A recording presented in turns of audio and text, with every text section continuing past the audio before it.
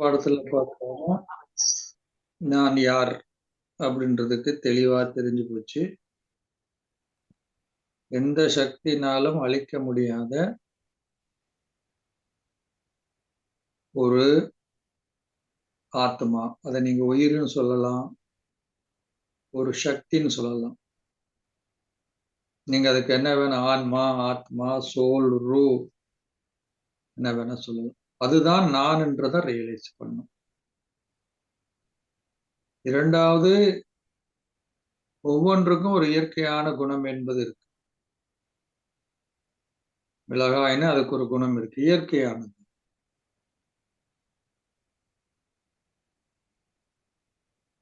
அதே மாதிரி ஆத்மாவோட இயற்கை என்ன அப்படின்னா,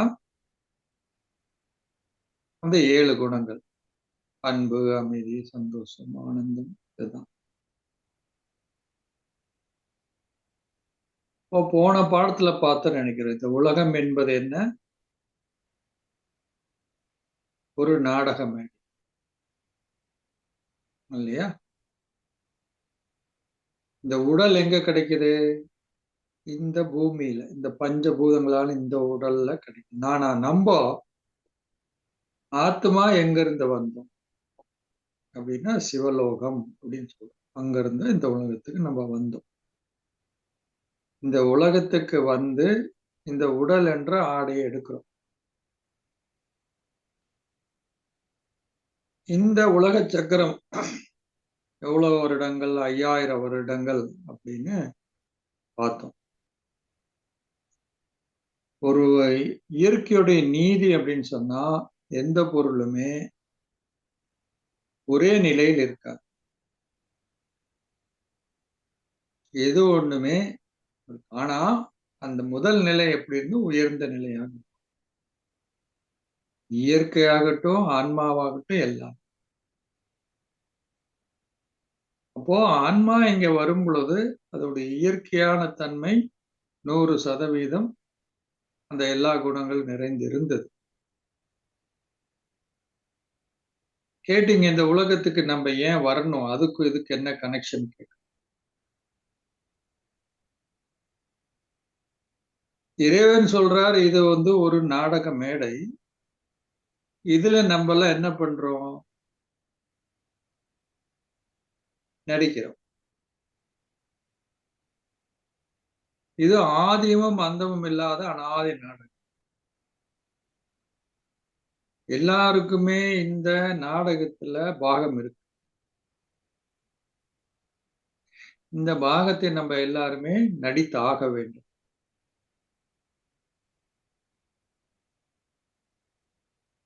இதுல யாரும் முடியாதுன்னு சொல்ல முடியாது. நான் நடிக்க மாட்டேன், நான் வரமாட்டேன் அப்படின்றது எப்ப கேட்கிறோம்? இப்போ இதை கேட்ட பிறகுதான் நமக்கு அது தோணுது. நான் ஏன் வரணும் அப்படின்னு. இதுக்கு முன்னாடி இந்த நாடகத்துல நம்ம நடிக்கிறோமே அப்படின்றதே தெரியாமல் நடிச்சுக்கிட்டு இருக்கிறோம்.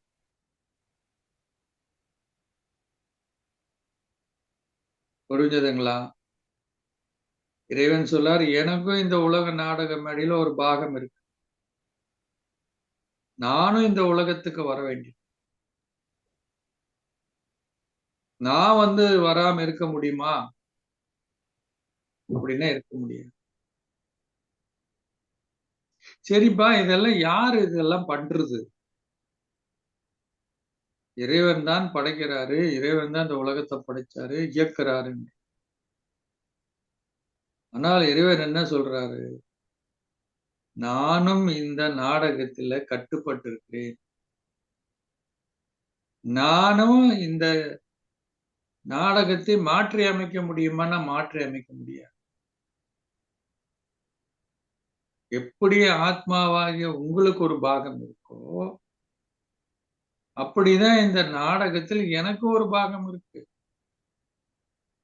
உங்களைப் போல நானும் நடிக்கிறேன். அப்ப என்னுடைய இந்த நாடகத்துல என்ன பாகம்ன்னு சொன்னா, இந்த கலியுக இறுதியில எல்லா ஆத்மாக்களும் தமோ பிரதானம் ஆகும் பொழுது, உங்களை தூய்மையாக்கி ஞானத்தை கொடுத்து தன்னுடன் யோகம் செய்ய சொல்லி எப்படி மேல இருந்து வந்தீங்களோ அதே மாதிரி திரும்ப கூட்டிட்டு போறது அதான் முக்தின்னு சொல்றோம். அதை செய்யறது என்னுடைய டியூட்டி. மத்தபடி நான் ஆன்மாவை படைச்சனா, இந்த இயற்கையை படைச்சனா, உங்க பாகங்களை நான் தான் பிக்ஸ் பண்ணனா அப்படின்னா இல்ல. இது ரொம்ப ஆழமா புரிஞ்சுக்கணும். கடவுள் என்ன செய்வார் என்ன செய்ய மாட்டாருன்னு நமக்கு தெரியும். அவன் அணு இல்லாமல் ஒரு அணுவும் அசையாதுன்னு நினைச்சுக்கிட்டு இருக்கோம். அதல்ல.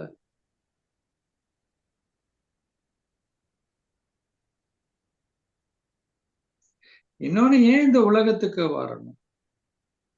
நான் இப்ப ஏற்கனவே அந்த கிளாஸ்ல சொன்னதுதான். ஒரு விதை இருக்குன்னா அந்த விதையுடைய குணம் இல்லையா, அதனுடைய அழகு, அதனுடைய பரிணாமம் எப்படி தெரியும்? விதையா அதை வந்து ஒரு பாக்கெட்ல இருக்கிற வரைக்கும் ஒண்ணும் தெரியாது. ஜடம் மாதிரி. இன்னைக்கு நீங்க நிலத்துல போட்டு அதுக்கு நீரை கொடுத்து நல்லா எருவை போட்டு வளர்க்கும் போது அதோட குணம், மனம் இல்லையா, அதனுடைய அழகு, அதனுடைய வெளிப்பாடு வெளிவருது.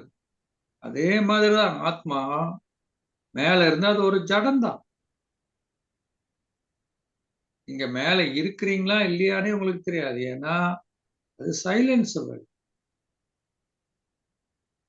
கடவுள் பக்கத்திலேயே தான் இருப்பீங்க. ஆனா தெரியாது உங்களுக்கு. அங்க எண்ணம் கூட இருக்காது. கான்சியஸே இருக்காது. எப்படி ஒரு விதை வந்து வைக்கிற அந்த பாக்கெட்ல அதுக்கு எதுவுமே இருக்காது. அப்ப இங்க வரும்போதுதான் இதெல்லாம் நமக்கு தெரியுது. இல்லையா? உங்களுக்கு உலகத்திலேயே எல்லாம் மதிக்கக்கூடிய பெரிய ஆள் ஒருத்தர் உங்க பக்கத்துல இருக்கிறாருன்னா உங்களுக்கு தெரியணும்ல அந்த கான்சியஸ். நான் இவர் பக்கத்துல இருக்கேன். சொல்லுவாங்க மகாத்மா காந்தி அந்த காலத்துல டிராவல் பண்ணாரு. எப்போதுமே தேர்ட் கிளாஸ்ல தான் டிராவல் பண்ணுவாரு. பண்ணும்போது அவர் ஒரு விவசாயி இல்லையா? இவரு பாவம் டிராவல் பண்ண ரொம்ப டயர்ட். அவரு ஒரு டைம் கை அடிச்சிருது. அவர் சொல்லுவாரு, "என்ன இந்த மாதிரி கை ஒழுங்கா உட்கார முடியாதா?" அப்படின்றாரு. இப்ப ஒழுங்கா உட்கார்ந்துக்கிறாரு கண்ணு. காந்தி திரும்பி அப்படி பண்ணி கால் டச் பண்ணுது. திரும்பியும் அவர் சத்தம் போடுறாரு. "ஐயா என்ன நினைச்சிட்டு இருக்க?" 3வது டைம் அவர் சொல்றாரு ஒண்ணு. கைய கால உடைச்சிருவேன். புரிஞ்சதா? ஒழுங்கா உட்காரு. தூங்கி தூங்கி மேல விழு. அப்புறம் அந்த ஸ்டேஷன் வரும்போது, அ ஒரே கூட்டம். காந்தி வாழ்க! காந்தி வாழ்க! மகாத்மா காந்தி வாழ்கன்னு வர்றாங்க. அவர் இறங்குற கம்பார்ட்மெண்ட். அவர் எழுதுறாரு, "யோவ்! என்னய்யா சும்மா கத்திட்டு இருக்கீங்க? காந்தியெல்லாம் ஒண்ணும் இல்ல. போங்கய்யா" அப்படின்னு. பார்த்தா, அவருக்கு பின்னாடி தான் நின்னுட்டு இருக்கிறாருங்க. அப்புறம் இறங்குன பிறகு மாலை போட்டு தூக்கி கொண்டாடி, அவர்ட்ட ஒரு வார்த்தை பேசணும் எல்லாம் ஆசைப்படுறாங்க. முட்டி மோதி. அவரு ஒரு யோசனை பண்ணாரு. ஐய்யய்யோ! இவரு தான் காந்தியா? இவ்வளவு நேரம் நம்ம கூட தான் இருந்தாரா? இவர் யாருன்னே நமக்கு தெரியலையே! என்னன்னு நான் இவர்ட்ட கேட்டிருக்கலாம், தெரிஞ்சிருக்கலாம். அவன்லாம் வந்து ஒரு நிமிஷம் பேசுறதுக்கு எவ்வளோ எதிர்பார்த்திருக்கலாம். அப்ப அந்த கான்ஷியஸே இல்ல யார் இருக்கான்னு. இப்ப நீங்க பரந்தாமத்துல இருக்கிறீங்க. அந்த கான்ஷியஸ் இருக்குமா? இங்க இருக்கும்போது தான் இறைவனுடைய மகிமை, அவர் கூட தொடர்பு பண்ணக்கூடாது.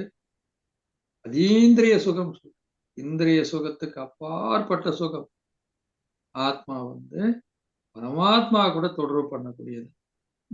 அதெல்லாம் இங்க இருந்தா தானே அனுபவம் பண்ண முடியும். இப்ப நீங்க மேல இருந்துட்டு என்ன பண்ண போறீங்க? இன்னொன்னு நம்ம ஏன் கீழ வரணும்? ஒரு உதாரணத்துக்கு, உங்களுடைய குழந்தைகள் இல்லையா? நல்லா ட்ரெஸ் பண்ணி, நல்லா காலையில எல்லாம் அனுப்புறோம். எல்லாருக்கும் தெரியும். நல்லா வெதர் இருக்கு. குழந்தைங்க போய் என்ன பண்றாங்க? விளையாடுவாங்க. விளையாண்டு நல்லா சாப்பிட்டு சாப்பிட்டது. கொஞ்ச நாள் ஆக ஆக ஆக என்ன ஆகும்? மதியம் வருதுன்னா லேசா டயர்ட் ஆகும். மாலை வருதுன்னா சாப்பாடும் இருக்கும், தீர்ந்துட்டு இருக்கும், விளையாண்டு பசி எடுக்கும், துணியெல்லாம் அழுக்காயிருக்கும். மாலை இரவு நேரம் என்ன தோணும்? வீட்டுக்கு போகணும்னு தானே தோணும். நம்ம யாராவது ஒருத்தர்ட்ட பேசியிருந்தாலும் குழந்தைங்க, "நீ வாம்மா போலாம்." வீட்டுக்கு எடுத்துட்டு போவாங்க. இவ போய் நல்லா ரெஸ்ட் எடுத்து, அந்த குழந்தை சாப்பாடெல்லாம் சாப்பிட்டு ரெஸ்ட் எடுத்த பிறகு, அடுத்த நாள் "நீ வெளிய போடா, நீ டயர்ட் ஆயிருவ. நீ வீணா இதுக்கு உனக்கு பசி எடுக்கும். அப்புறம் அழுவ. துணி எல்லாம் அழுக்காயிடும். நீ வீட்லயே இருன்னா இருக்க முடியுமா? இருப்பானா அந்த குழந்தை? இல்ல உங்களையே எடுத்துக்கங்க. வேலைக்கு போயிட்டு வரீங்க, எதாவது பண்றீங்க, ரொம்ப டயர்ட் ஆகுறீங்க. என்ன தோணும்? அக்கடான்னு போய் படுக்கலான்னு தான் தோணும். ஆனா தூங்கி நல்லா ரெஸ்ட் எடுத்துட்டீங்க. அப்புறம் நீங்க எந்திரிக்கிறீங்க. வெளியில போணும், ஏதாவது பண்ணணும் சொல்றீங்க. வீட்ல இருக்கீங்க. வேண்டாம், வேண்டாம். நீங்க எந்திரிச்சா திரும்பி போவீங்க. டயர்ட் ஆயிரும். உங்களுக்கு அங்கேயே படுங்கன்னா படுப்பீங்களா? ம்? ம். ரெஸ்ட்ல இருக்குதுன்னா, அதே திரும்பி உங்களுக்கு நரகமாயி ஆகவா? ஆகாதா? பெட்லயே படுக்க முடியுமா ஒரு மனுஷன்? ஆரோக்கியம் இல்லாதபோது படுக்கலாம். டயர்டா இருக்கும்போது படுக்கலாம். நல்லா இருக்கும்போது படுக்க முடியுமா? அப்ப இதுவும் இயற்கையோட நீதி. இது இயற்கை ஆத்மாவுடைய புரிஞ்சதுங்களா? அப்போ பிரபஞ்சம் என்பது இந்த உலகம் இல்லையா? அந்த பிரபஞ்சத்துல இயற்கை என்பதுதான். அப்ப ஆத்மாவுக்கு என்ன? உங்களுக்கு கைத்தடி எப்ப வேணும்? போன கிளாஸ்லயே சொன்னேன். நீங்க பலவீனமாகும்போது தான் வேணும். இந்த பிளானட் பார்க்கறது, வாஸ்து சாஸ்திரம் பார்க்கறது, அதுக்கு கனெக்ட் பண்றது, இதுக்கு கனெக்ட் பண்ணும்போது எப்ப வேண்டியது இருக்கு? இதெல்லாம் நமக்கு தேவைப்படும். ஆத்மா வீக்கா இருக்கும்போது தேவைப்படும். எப்படி உடம்பு வீக்கா இருக்கும்போது அந்த நியூட்ரிஷன், இந்த நியூட்ரிஷன் வேணும். நல்லா ரெஸ்ட் வேணும். நல்ல ஹெல்த்தியான சாப்பாடு சாப்பிடணும். ஏன் சொல்றோம்? வீக்கா இருக்கிற ஒரு ஆள் ஒரு பொருள தூக்க முடியும். கொஞ்சம் வெளியில போனா காத்தடிச்சா, மழை அடிச்சா சளி புடிச்சுக்கும். ஆரோக்கியமான ஒரு ஆளுக்கு எதுவுமே செய்ய முடியாது. இப்ப சோல் வீக் ஆகும்போது இதெல்லாம் தேவைப்படுது. சத்தியுகத்துல நம்ம பார்த்தோம். சத்தியுகத்துல ஆத்மா என்ன பண்ணும்? ஆத்மா இயற்கைக்கு சுகத்த குடுக்கும். நம்ம மூலியமா இந்த இயற்கை சுகமா சரீர உணர்வுக்கு வந்த பிறகு என்ன? இந்த உடம்பு மூலியமா எதுவும் கிடைக்குமா? ஆத்மா ட்ரை பண்ணும். உடம்பு சம்பந்தப்பட்ட மூலியமா எதாவது கிடைக்குமான்னு ட்ரை பண்ணும். அப்படியே வெளியில போயிரும். புரிஞ்சதா? அப்போ எதுவுமே நமக்கு எப்ப தேவைப்படுதுன்னா, நம்ம வீக் ஆகணும். அது பயன்பட்டால் என்ன பண்ணும்? ஒருத்தர் வாஸ்து சாஸ்திரம் உண்மையாக இருக்கட்டுமே! அந்த வாஸ்து சாஸ்திரம் கரெக்ட்டான கிடைக்கணும், கரெக்ட்டான இது கிடைக்கணும். அந்த மாரி கிடைக்குதுன்னா, அதுக்கும் ஏதோ ஒரு கர்ம கணக்கு இருக்கு. நம்மள யாராவது வந்து பார்த்துட்டு, இவரு ஏன் இப்படி முன்னேறுனாருன்னா, அவரு வாஸ்து சாஸ்திரம். அவருக்கு வாஸ்து சாஸ்திரம்னா என்னன்னு தெரியும். இந்த ஊர்ல எந்த வாஸ்து சாஸ்திரம் பண்ணுங்க? மில்லியன் கோடீஸ்வரன் இருக்கிறானே! அ எலான் மஸ்க் எல்லாம் போய் என்ன வாஸ்து சாஸ்திரம் பார்த்தா வீடு கட்டியிருப்பாருன்றீங்க. அப்ப என்னன்னா நம்மளுடைய சோல் வீக் ஆகுது. எல்லாம் தேவை. சரி அப்படியே தேவைப்பட்டால் எத்தன பெர்சென்ட் தேவைப்படும்? இயற்கை சயின்ஸ்ன்னு எடுத்துக்கலாம். இல்லையா? சயின்ஸ்ன்னு எடுத்துக்கணும். சயின்ஸ்ல நல ஆதாரத்துல ஏதோ ஒண்ணுக்கு ஒண்ணு கனெக்ட் ஆகுது. அதனால அது பயன் தரும். ஆனா எத்தன சதவீதம் குடுக்க முடியும்? இல்லையா? இதெல்லாம் கொஞ்சம் நமக்கு ஹெல்ப் பண்ணும். அவ்வளவுதான். இல்லையா? ஒரு அமைதியான இடத்துல உட்கார்றோம்னா, அந்த இயற்கை இந்த பிரபஞ்சம் நமக்கு கிடைக்குது. பிரபஞ்சத்தில என்ன இருக்கு? ஒவ்வொரு எண்ணம் தான பிரபஞ்சத்தில பரவி இருக்கு. அதே மாரி இந்த பிரபஞ்சத்தில கூட என்ன சொல்றோம்? மரங்கள் இருக்கு, செடிகள் இருக்கு. எல்லாமே அதோடைய இயற்கையான தன்மையில இருக்கும்போது, அது ஒரு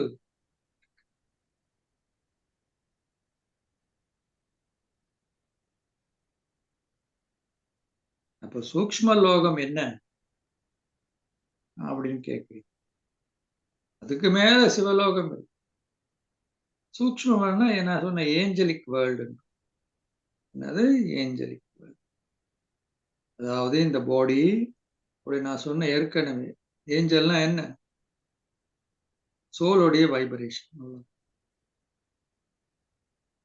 நெகட்டிவான இருந்ததுன்னா அந்த சுத்திலையும் ஒரு சாம்பல் கலரா இருக்கும். இங்க ட்ரில்லியன் போட்டோகிராஃபிக்னு ஒண்ணு இருக்குது. இப்பெல்லாம் வந்துருச்சு. நீங்க இங்கெல்லாம் யோகா ஷோலாம் வைக்கிறாங்க லண்டன்ல, அலெக்சாண்டர் பேலஸ்ல. நம்ம கூட ஒரு ஸ்டால் போடுவோம். அங்க போனா ஒரு கம்ப்யூட்டர் இருக்குதுல்ல, நீங்க கையை வச்சீங்கன்னா காமிக்காது. 7 சக்கராவுக்கும் 7 கலருக்கும் நம்மளுடைய சோலுடைய கிரியேட் ஆகிற தாட்டுக்கு தகுந்தாப்புல அந்த கலர் சேஞ்ச் ஆகிட்டே போகும்.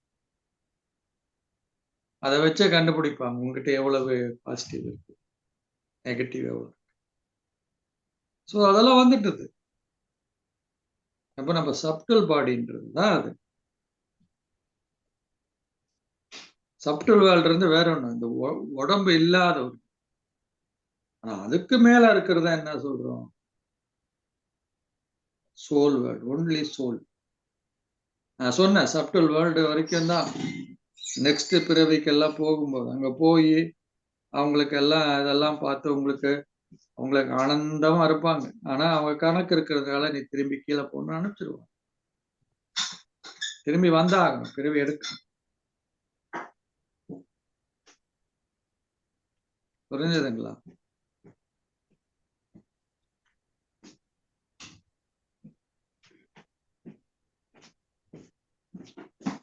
எல்லாம் கவர் ஆச்சா இல்லையா? கேட்ட கேள்விக்கெல்லாம்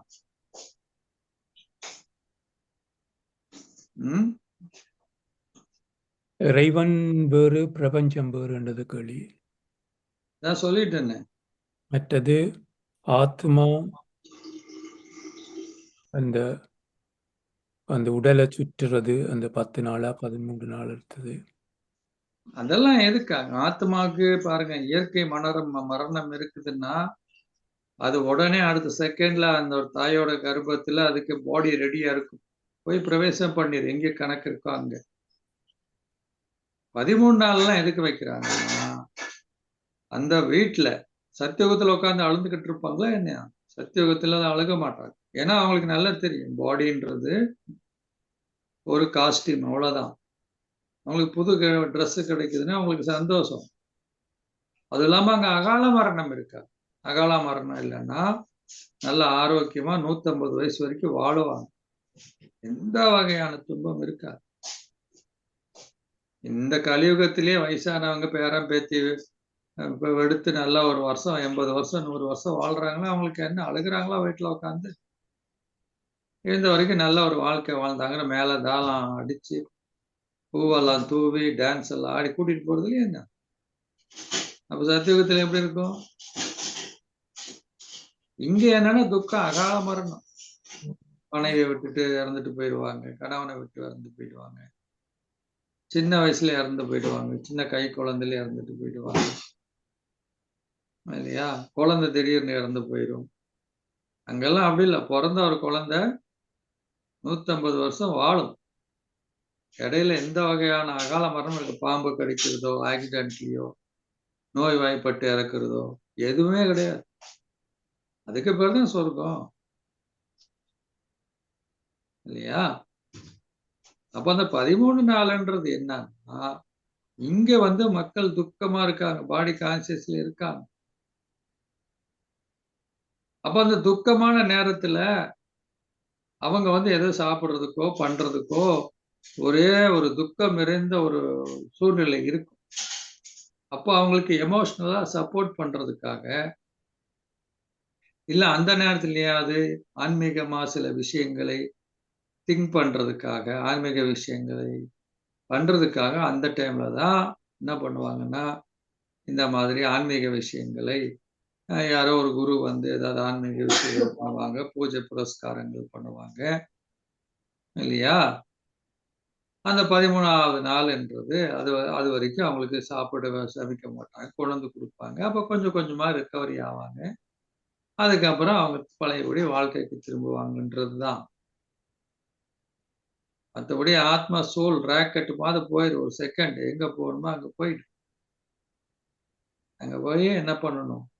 சில பேர் அகால மரணம் இருக்கு. அவங்களுக்கு வந்து அதுக்கப்புறம் அவங்க வந்து இருக்கணும்னு சொல்லும்போது, அவங்க இன்னொரு பாடிக்குள்ள யாருக்கு கணக்கு இருக்கும் இல்லையா?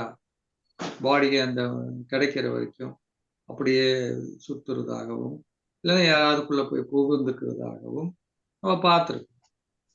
அது வந்து எல்லாருக்குள்ளயும் போகுமா? எல்லாருக்குள்ளயும் போகமாட்டோம். யாருக்கு யாருக்கு பாருங்க, வாழ்க்கையில யாருக்கு யாரு கணக்கு இருக்குதோ அவங்கக்குள்ளதான் போகும். உங்களுக்குள்ள எதுக்கு வரும்? அப்படியெல்லாம் யாருக்குள்ளயும் வராது. பேய் ஒண்ணும் வராது. பேய்ன்றது என்ன? ஆத்மா தாங்க. பேய் தாங்க. என்ன பேய்? இல்லையா? நம்மளுடைய இதுதான் குணாதிசயங்கள் தான்.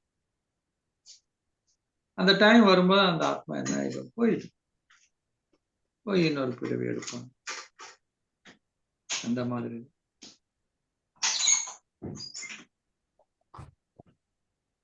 இன்னொரு கேள்வி இந்த பொழுது இந்த ஆத்மாவிற்கும் இந்த பிளானட்ஸ், அதாவது இந்த சாத்திரத்தில் சொல்லுவேன் சூரியன், சந்திரன், சனி எல்லாம் இந்த இடத்துல நிற்கிறது என்ன தொடர்பு?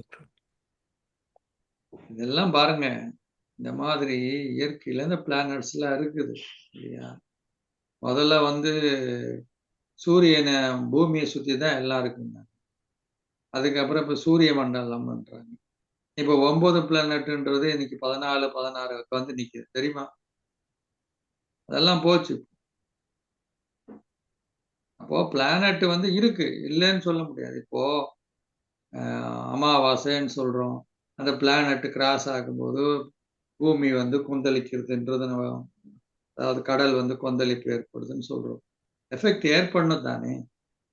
அது இயற்கை மாற்றத்தினால அது ஏற்படக்கூடியது தானே. அது இருக்கதான் செய்யுது இல்லையா? அப்ப இந்த உலகம் கெட்டு போச்சுன்னா என்ன? சத்தியுகத்துல அப்ப பிளானட் இல்லையா என்ன? அங்கதான் இருக்குது. ஆனா அங்க சாஸ்திரம் இருக்குதா? இல்ல. அங்க பிளானட்டோட பொசிஷனே வேறையா இருக்கு. அங்க எப்போதுமே இறைவன் சொல்ல வசந்த காலமா தான் இருக்கும். அது குளிர், காத்து அதெல்லாம் இருக்கா? யாரோ சொன்னாங்க, இங்க கூட ஒரு இடம் இருக்குதுன்னாங்க. ஸ்பெயின் பக்கத்துல ஏதோ. எப்ப பார்த்தாலும் வசந்த காலமாவே இருக்கு. அங்க குளிரும் கிடையாது, ரொம்ப ஹாட்டும் கிடையாது. கலியுகத்திலே இருக்கும்போது ஏன் சத்தியுகத்துல இருக்கா? இப்ப என்னன்னா பூமி வந்து சூரியன் கிட்ட என்ன இருக்குது? சாஞ்சு இருக்குங்களா? அதனால வின்டர் எல்லாம் மாறி மாறி வரும். நேர்லா இருந்தா என்ன ஆகும்? இந்த சூரியன் ஒளி கரெக்டா வரும். இப்ப பிளானட் பொசிஷனும் சேஞ்ச் இல்லையா? இப்ப இந்த மாதிரி பிளானட் பார்க்கிறவங்க இருக்காங்க. இப்ப என்னுடைய கேள்வி அதுதான். பிளானட்ட பார்க்கிறோம் நம்போ. வந்து ராசி பலனை பார்த்து கல்யாணம் பண்ணி வைக்கிறோம் இல்லையா?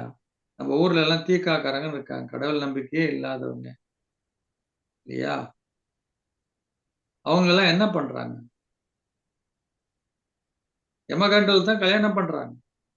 யமகண்டத்துல கல்யாணம் பண்ணி, செவ்வாய் தோஷத்துக்காரங்கள கல்யாணம் பண்ணி, குழந்தை குட்டியெல்லாம் பெத்து, அவங்க பசங்கள்லாம் வந்து படிச்சு, அவங்க நல்ல நல்ல வேலையில இருந்து, இவங்களுக்கு இப்ப 70, 80 வயசு ஆயிப்போச்சு. நல்லா தான் இருக்கிறாங்க.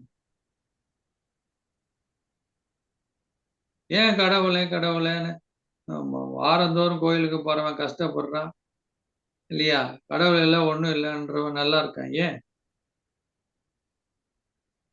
எண்ட் ஆஃப் த டே நீங்க என்ன கர்மம் பண்றீங்க அவ்வளவுதான். இல்லையா? உதாரணத்துக்கு நீங்க ஆரோக்கியமாக இருக்கணும்னு நெறைய புத்தகத்த படிச்சிருக்கிறீங்க. மத்தவங்கள எக்கச்சக்கமா விளங்கப்படுத்துறீங்க. எல்லாம் ஓகே தான். எண்ட் ஆஃப் த டே நீங்க ஆரோக்கியமா இருக்கணும்னா என்ன பண்ணணும்? நீங்க ஆரோக்கியமான உணவ சாப்பிட்டு அந்த பழக்கவழக்கம் உங்க நடைமுறை கொண்டு வந்தா நீங்க ஆரோக்கியமா இருக்க முடியும். ஆரோக்கியத்த பத்தி லெக்சர குடுத்து, ஆரோக்கியத்த பத்தி மத்தவங்களுக்கு விளங்கப்படுத்தி எல்லாம் செஞ்சாலும், உங்க உடம்பு நல்லா ஆகுமா? அப்ப கோயிலுக்கு போனாலும், எத்தன தான் நீங்க டொனேஷன குடுத்தாலும், எத்தன தான் நெய் விளக்கு ஏத்துனாலும், எத்தன தான் அம்மனுக்கு புடவ சாத்துனாலும், சரியா? உங்களுடைய மனம் எப்பேர்ப்பட்ட மனமா இருக்கு? பொறாமை நிறைந்தது இருக்கா? வெறுப்பு இருந்திருக்குதா? இல்லையா? எப்படி இருக்கு? உங்களுக்கே எடுத்துக்கங்க. உங்களுக்கு உங்களுடைய பையன் எப்படி இருக்கணும்? உங்கள புகழ் பாடுற பையனா இருக்கணுமா? இல்ல நீங்க சொல்ற மாரி ஒழுக்கமா இருக்கிற பையனா? நல்லா உங்கள பத்தி புகழ் பாடுறாரு. உங்களுக்கு சேலை வாங்கிட்டு வந்து குடுக்குறாரு, கடிகாரம் வாங்கிட்டு வந்து குடுக்குறாரு. செய்றதெல்லாம் அட்டூழியமா இருக்கு.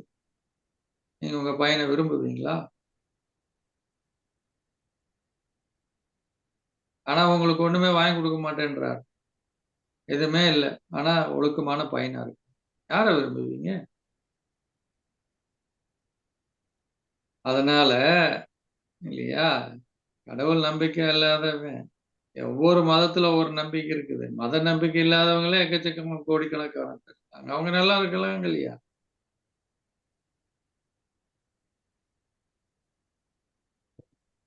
இதெல்லாம் யோசிக்கணும். ஆனா என்ன? நீங்க என்ன செயல் செஞ்சாலும் சரி. ஆரோக்கியமா உணவு சாப்பிடுறீங்க, கண்டிப்பா அத சொல்ல முடியும். நீங்க ஆரோக்கியமா இருக்கீங்க. ஜங்க் ஃபுட் சாப்பிடுறீங்க, என்னதான் பண்ணாலும் அது உங்களுக்கு பாதிப்பு தரும். அப்போ ஆத்மா முதல்ல எங்க வருது? கோல்டன் ஏஜ்க்கு தான் வருது. ஆத்மாவும் அவ்வளவு தூய்மையா. கோல்டன் ஏஜ், சில்வர் ஏஜ் இந்த 2500 வரை எந்த வகையான துன்பமும் காரணம் என்ன? Soul conscious. இறைவனை நினைக்கிறோமா? இறைவனுடைய தேவையில்ல. எப்ப துவாபர யுகம் வருதோ, ஆத்மா செம்பாகும்போது தான் சரீர உணர்வுக்கு, உடல் உணர்வுக்கு வரும்பொழுது தான் உதவி தேவைப்படுது. அப்பதான் ஒவ்வொன்னா ஒவ்வொரு தர்மம் வருது. இஸ்லாம தர்மம், புத்த தர்மம், கிறிஸ்துவ தர்மம்னு வரும். எல்லாம் வந்து இப்ப எங்க இருக்கு? எண்டுல நிக்குது. சின்ன முள்ளு, பெரிய முள் இருக்கு பாருங்க அங்க. இப்ப எங்க ஆத்மாக்கள் என்ன பண்ணணும்? புள்ளி புள்ளியா காமிச்சிருக்காங்க பாருங்க. எல்லாமே திரும்பி வீட்டுக்கு போகும். இல்லையா? கூண்டோட கைலாசம்ன்றான். அப்படின்னு அப்படிதான். ஆத்மாக்கள் எல்லாம் கொசு கூட்டம் மாரி இப்ப என்ன பண்ணணும்? வீட்டுக்கு திரும்பி போகணும். ஏன்னா நாடகம் முடியுது.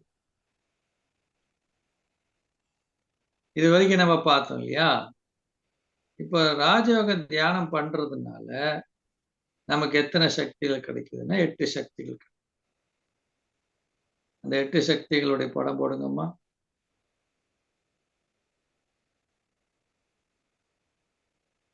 சங்கர சிவன பார்த்துட்டோம், ஆத்மாவ பார்த்துட்டோம், பரமாத்மாவ பார்த்துட்டோம்.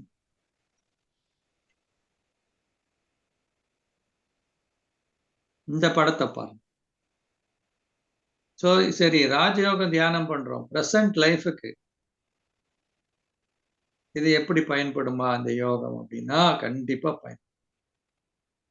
இந்த பிரசன்ட் லைஃப்ல உறவுகள்ல வரக்கூடிய பிரச்சனைகள்ல எல்லாம் காரணம் என்ன? ஏதாவது ஒரு சக்தி நமக்குள்ள குறைவு.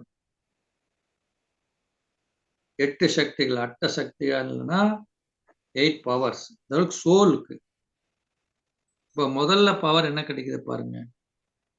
ஒரு பையன் வந்து பழ மரத்துக்கு கல் அடிக்கிறான். இல்லையா? அந்த மரம் என்ன பண்ணுது? பழத்தையும் நிழலையும் குடுக்குது தானே? அதே மாதிரி தான். அப்ப அந்த மரம் என்ன அது? சகிப்புத்தன்மைன்னு சொல்லப்படும். Power to tolerate. தியானம் பண்ண என்ன வரும்னு நமக்கு சகிப்புத்தன்மை நமக்குள்ள வளரும். சில நேரங்கள் நம்ம சகிச்சுக்கணும்னு என்ன பண்ணுவோம்? வேற வழி இல்ல. வேலை போயிடும். இல்லையா? அப்படின்னு உள்ள வச்சுக்கிட்டே இருப்போம். வழி இல்லாம உள்ள பிரஷர் ஏறிட்டே இருக்கும். அப்படி இல்ல. ஞானத்தோடு இது இது இந்த பட பிக்சர் போன கிளாஸ்ல பார்த்தோமா? இல்ல. சோ, இந்த தியானத்து மூலியம் முதல்ல இது கிடைக்குது. சகிப்புத்தன்மை. இப்ப சகிச்சுக்கிறோம். ஒரு தாய் என்ன பண்றாங்க? அவங்களுக்குலாம் அனுபவம். ஒரு குழந்தைய சகிச்சுக்கிறீங்க. காரணம் என்ன? அந்த குழந்தை தெரியாம செய்யும். தப்பு செஞ்சா கூட என்ன பண்றோம்? அத அறியாமல செய்றதுன்னு வந்து அது பெருசா எடுக்கிறது இல்ல. அத வந்து நம்போ கோவப்படுறது. இப்ப நம்ம தெரியும் யாராவது அப்படி நடந்துக்கிட்டாங்கன்னா, ஆத்மா இப்போ கலியுக எண்டுல இருக்கு. ஆத்மாக்குள்ள எந்த சக்தி இல்ல. அப்படின்னா நம்ம சகிச்சுப்போம். குழந்தைக்கு 12 மணிக்கு எந்திரிச்சு மருந்து கொடுக்கணும், ஒவ்வொரு மணி நேரத்துக்கு மருந்து கொடுக்கணும்னு, ஐயோ என் தலையெழுத்து என்ன பண்றது அப்படின்னா நீங்க எந்திரிச்சு கொடுப்பீங்க. இல்ல, அங்க அன்பு இருக்கு. அந்த குழந்தை சிறு குழந்தை அறியாமல் இருக்கு. அந்த மாதிரிதான் அந்த உலகத்தில் இருக்கிற எல்லாருமே. கோவப்படுறதோ இல்லையா, அவங்க எல்லாம் பண்ணும்போது நமக்கு ஏன் இப்படி பண்றாங்க, எதுக்கு பண்றாங்க, நமக்கு என்ன பண்றாங்க, அவங்கள ஏற்றுக்கொள்ள முடியும், சகிச்சுக்க முடியும். இப்போ நமக்கு முதல்ல சகிப்புத்தன்மை. இந்த மரம் கூட பாருங்க பழத்தின் நிழல் தான் கொடுக்கும். இரண்டாவது பாருங்க பவர் டு அட்ஜஸ்ட். பல வகையான ஆறுகள் வருது, எல்லாமே கடல்ல வந்து கலக்கும். அந்த கடல் பாருங்க எல்லாத்தையும் உள்வாங்க ஏற்றுக்கொள்ளும். ஆனா அந்த நதிகள்ல இருந்து வரக்கூடிய குப்பைகளை மாத்திரம் என்ன பண்ணுது, கரை ஒதுக்கிடும் இல்லையா.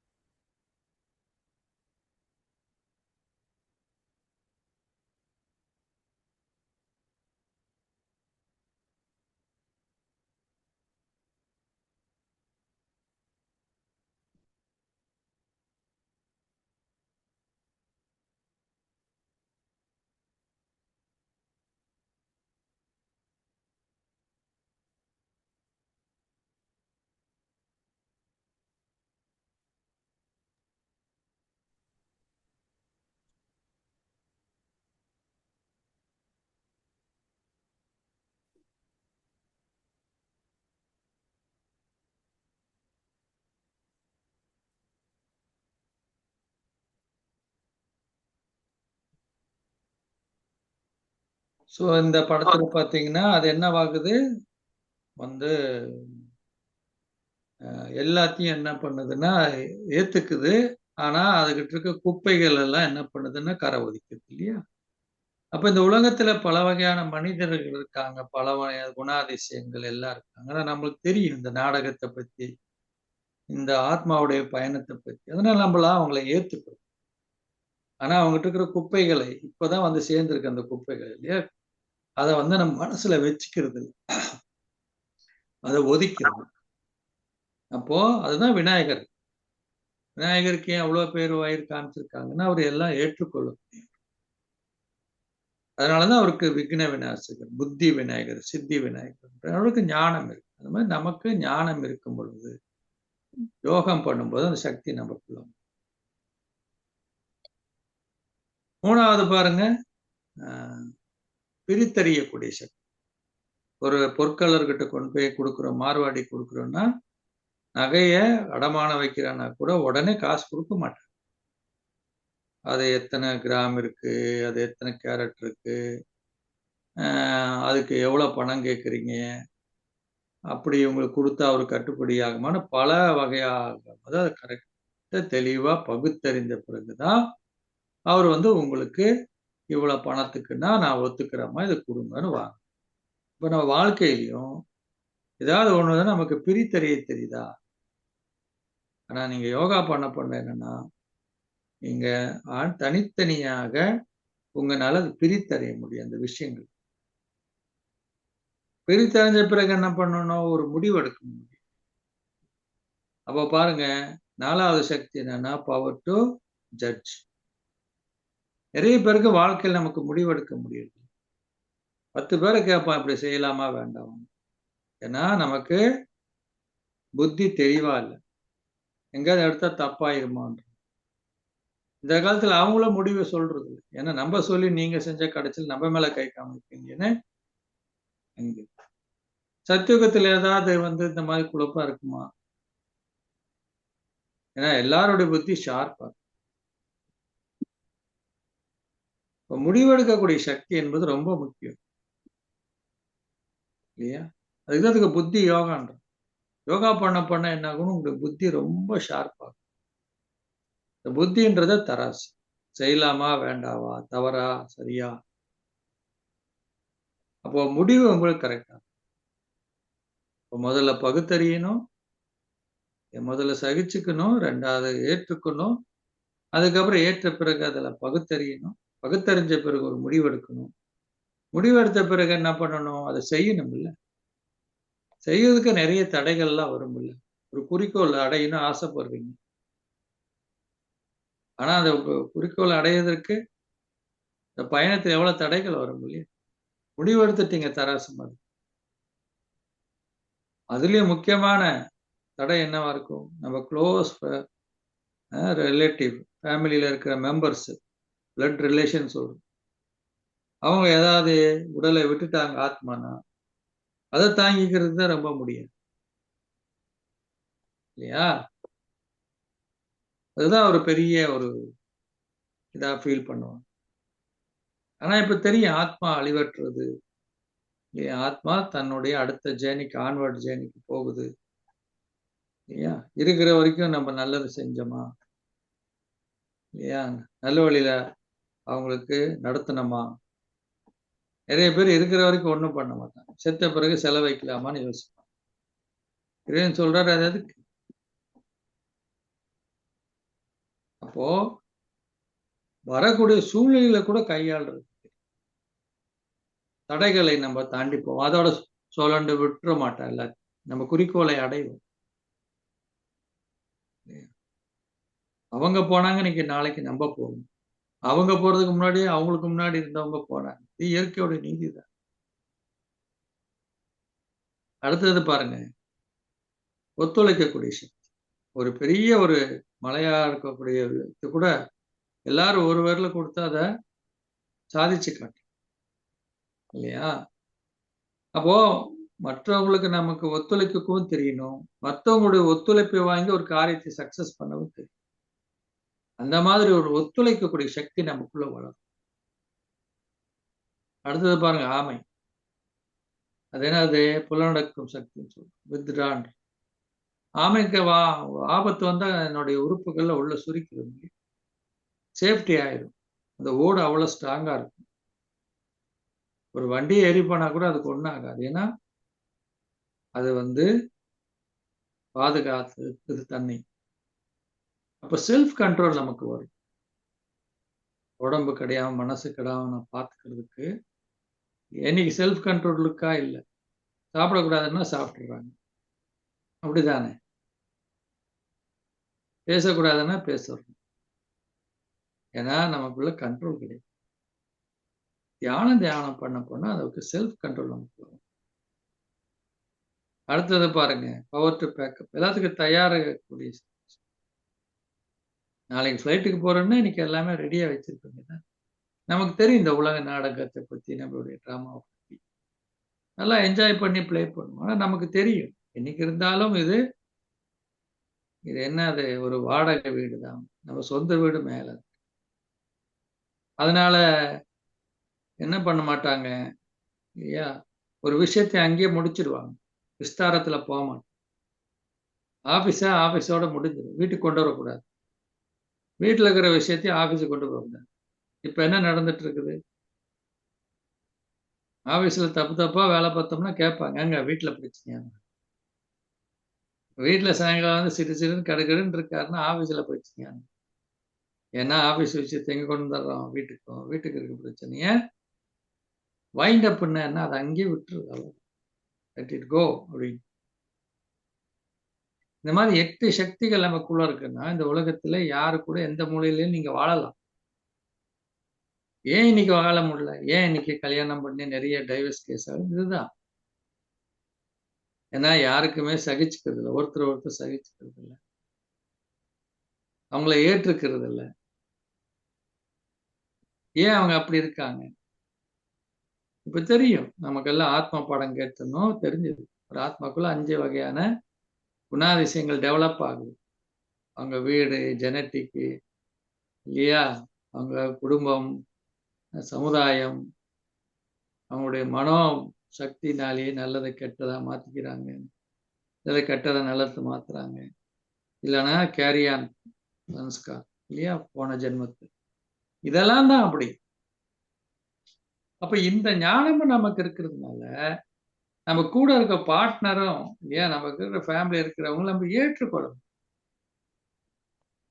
சகிச்சுக்க முடியும், சரியாக பகுத்தறிய முடியுது, வரக்கூடிய பிரச்சனை கையாள முடியுது, எதிர்கொள்ள முடியுது, செல்ஃப் கண்ட்ரோலா இருக்கும். லெஸ் லக்கேஜ் மோர் கம்ஃபர்ட்ன்றாங்க. குறைவா நீங்க சாமான எடுத்துட்டு போனீங்கன்னா நல்லா கம்ஃபர்டபுளா வீட்டுல இருக்கிறது எல்லாத்தையும் அள்ளி போட்டுட்டு பெரிய பெரிய சூட்கேஸை தூக்கிட்டு போனா நம்மளும் பயணம் ஒழுங்கா பண்ண மாட்டோம், கூட இருக்கிறவங்களே பயணம் பண்ண விடணும், கிடிச்சிட்டு போகணும். புரிஞ்சதுங்களா? இந்த ராஜயோக தியானத்து மூலியமா அந்த 8 சக்தி நமக்கு, அதுதான் தேவிங்க வந்து 8 கை காமிச்சிருக்காங்க. உண்மையா அந்த 8 கை இருக்கா? இல்லை. அது ஆத்மா ஆகிய நம்ப இல்லையா? இல்ல அந்த தேவின்னு வச்சுக்கோங்க, அவங்க அடைந்த சக்தியை தான் அப்படி காமிக்கிறாங்க. புரிஞ்சதா? அதுக்கு பின்னாடியில என்ன இருக்குங்க? இந்த சிம்பாலிக்கான என்ன இருக்கு? இருக்கு, அதுக்கு அர்த்தம் இருக்கு. நம்ம எப்படி எடுத்துக்கிறோம்னா அது நேரடியா அப்படி இல்லைல்ல. புரிஞ்சிட்டீங்களா? அதனால இந்த 8 சக்திகள் என்பது இந்த தியானத்தின் மூலியமா நமக்கு கிடைக்கும். கர்மா அப்படின்னாலே என்ன பொதுவா சொல்லுவாங்க, கர்மான்னு ஒண்ணு என்ன பண்றது என் கர்மா அப்படின்னு தலையாடிச்சு அவ கர்மம் அப்படின்வாங்க. கர்மம்னா அது வந்து நெகட்டிவான விஷயம் கிடையாது. கர்மம்னா ஆக்ஷன். என்னங்க? அதான் நம்ம குட் கர்மா, பேட் கர்மா, நியூட்ரல் கர்மா. இன்னொன்னு அந்த கர்மா கூட நீங்க பாத்தீங்கன்னா ஒருத்தருக்கு தங்களுடைய வாழ்க்கையில அப்பப்ப தெரியும். முற்பிறவியில் செய்தால் பிற்பகல் தமக்கு தாமே வரும். அது என்ன சொல்றோம்? உடனடி பலன். சில பேரை சொல்லுவோம், பாரு என்ன ஆட்டம் போட்டிருந்தான், இந்த பாரு எவ்வளவு கஷ்டப்படுறான் கடைசி காலத்துல, இல்லையா? அது லாங் டேர்ம் கர்மா. சிலது என்னன்னா நமக்கு தெரியும். உதாரணத்துக்கு கீரை விதைக்கிறீங்கன்னு வச்சுக்கோங்க, அது உங்களுக்கு வந்து 1 மாசத்திலேயே கீரையை ஸ்பீனேஜ் எல்லாம் போட்டீங்கன்னா ஒரு மாசத்திலேயே எடுத்துடலாம். இந்த ஷார்ட் டேர்ம். சிலதெல்லாம் பாத்தீங்கன்னா 3 மாசம் வேணும். வெண்டைக்காய், கத்திரிக்காய், அது விதை தானே. கர்மம் என்பது விதை. சிலது பாருங்க, கரும்பு இருக்கு, வந்து மஞ்சள் இருக்கெல்லாம் 1 இயர் ஆகும். 1 இயருக்கு அப்புறம் பலனே. ஆனால் சிலதெல்லாம் இருக்குது. இப்ப தேங்காய் மரம் இருக்கு இல்லையா, அது விதை தானே. தேங்காய் வச்சா பலன் கொடுக்கறதுக்கு ரொம்ப நாள் ஆகும். ஆனா கொடுக்க ஆரம்பிச்சா நம்ம வீட்டுக்கு முன்னாடி இருக்க தேங்காய் மரம் யாரை வச்சானே நமக்கு தெரியும், இல்லையா? அப்போ அதுவும் விதைதான் பாருங்க. அது பல ஜெனரேஷனுக்கு கொடுக்கும். அப்ப சிலது நமக்கு அப்பவே தெரியும், சிலது வாழ்க்கையில எண்டு தெரியும், சிலது வந்து வாழ்க்கையை அடுத்த ஜென்மத்துக்கு கண்டினியூ. அப்ப ஆத்மா எதனுடைய அடிப்படையில வந்து இன்பத் துன்பம் அனுபவிக்குதுன்னா தான் செய்ததுடைய அடிப்படையில தான். இதை வந்து யாரையும் பிளேம் பண்ண முடியாது. இன்னொன்னு ஆன்மாவாதான், மனிதாத்மாவாதான். சிவபுராணத்துல சொன்ன மாதிரி நாயாய் பேயாய் பல்லுருவமாய் அப்படி இல்லை. ஏன் சொல்லி வச்சாங்கன்னா அந்த மாதிரி கீழான நிலைமைக்கு போறாங்க ஆட்கள். கழுதையும் பொது சமைக்கிறது, மனசனும் பொது சொல்றது. அன்னைக்கு எல்லாம் பார்த்தோம். ஆறறிவு படித்த மனிதன் இன்னைக்கு கேவலமா இருக்கான். நாயெல்லாம் சுகமா இருக்கு. நீ செஞ்ச பாவத்துக்கு நீ நாயா பிறப்ப, பேயா பிறப்ப, பண்ணியா பிறப்ப, இல்லையா? மனிதாத்மா என்னவா இருக்குங்க? மனிதனா தான் பிறக்கும். எங்கேயாவது நீங்க தேங்காய் மரத்தை வச்சு மாங்காய் வர்றதை வந்திருக்கு பார்த்துருக்கீங்களா? மாங்காய் விதையை தெளிச்சு உங்களுக்கு எங்கேயாவது கொய்யாப்பழம் வந்திருக்கு பார்த்துருக்கீங்களா? இல்லை. அது குணமும் இருக்கு, இந்த விதையும். இன்னொன்னு நம்ம செஞ்சதுக்கு செஞ்ச பாவம் புண்ணியம் பிள்ளைங்களுக்கு போகும்னு சொல்லுங்க. பிள்ளைங்களுக்கெல்லாம் போக நீங்க செஞ்சது நீங்க. அப்படின்னா எல்லாருக்கும் சமநிலையா தானே போயிருக்கும். உங்க அப்பா அம்மா செஞ்சது உங்களுக்கு வந்திருக்கும்னா எல்லாரும் ஒரே மாதிரி தானே இருக்கும். ஆரோக்கியம், செல்வம், குடும்பம் இல்லையே. அப்ப அப்படியும் கிடையாது. இன்னொன்னு கர்மம் செஞ்சுட்டு பரிகாரம் பண்றான். இந்த பரிகாரம் பண்ணா அவங்களுக்கு சரியா ஆகுமா?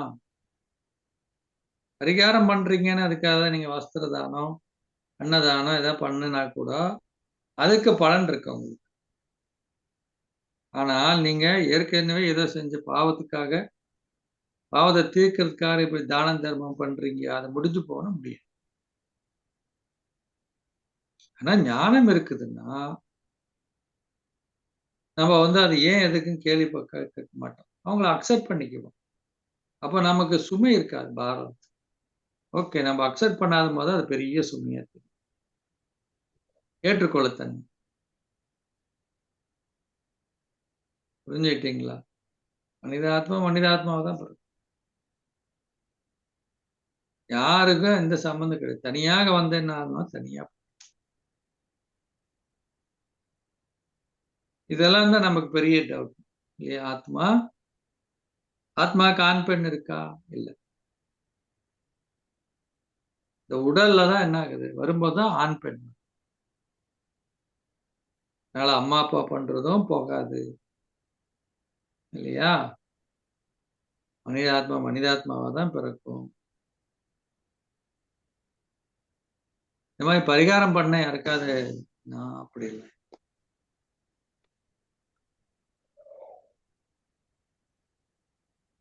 அப்போ ஒரு வீட்டுல பிறக்குறாங்கன்னா அவங்களுக்கு நமக்கு கணக்கு இருக்குன்னு அர்த்தம். அம்மா அப்பா துக்கப்படுறாங்க பிள்ளைகள்னாலன்னா அவங்களுக்கும் துக்கம். அவங்க தான் அவங்களுக்கு வந்த கணக்கு. அதனாலதான் சொல்றாங்களே, எந்த ஜென்மத்துல என்ன பாவம் பண்ணோம்னா என் வயித்துல பிறந்து உயிரை வாங்க. அந்த ஆத்மா எதுக்கு வந்திருக்கு? கணக்கு தீர்க்க வந்திருக்குல்ல. அதனால சில ஃபேமிலியில ஹஸ்பண்ட் ஒய்ஃப் பிள்ளைங்க நல்லா இருப்பாங்க. நல்லா இருக்கிறதும் கர்மா தான்